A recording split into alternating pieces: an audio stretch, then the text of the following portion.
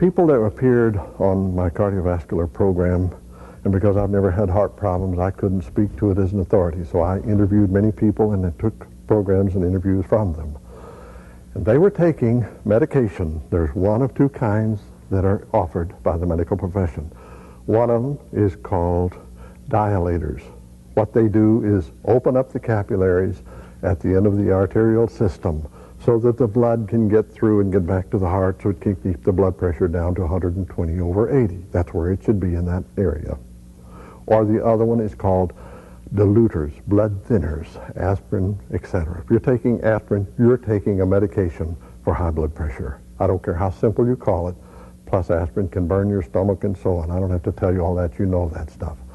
But people who had that problem were doing things like this about 15 minutes in the morning, 15 minutes in the evening, and as a result of doing that, in a matter of 3 weeks, they were bending those feet at the balls of the feet, and it was opening up the capillaries down there at the end of the arterial system. They're very small. It takes 15 of them to equal a human hair, so they're very tiny. They get occluded very easy. If you want to test it, all you got to do is sit down on the table, take your pen, and press the end of your fingernail. Watch it turn white. Turn loose of it, and it turns pink again. It tells you how fast the blood gets back in there, and it's more critical in your feet than your hands because it's further away from your heart. And as a result of that, doing this would lower that diastolic, the low number, 80, about 10 to 15 points in 3 weeks. You can watch it happen. You can measure it. You can take it to your doctor. And if he says, what have you been doing? For heaven's sakes, don't say I've been using a trampoline. You just tell him I've been exercising. He says, I don't know what you've been doing, but don't quit. Ask him if he'll write you a prescription for a muscle tension relaxer.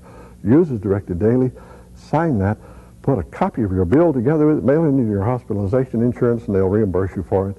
And plus, you can get off of the pills that you have to take to control that blood pressure because the side effects are so devastating.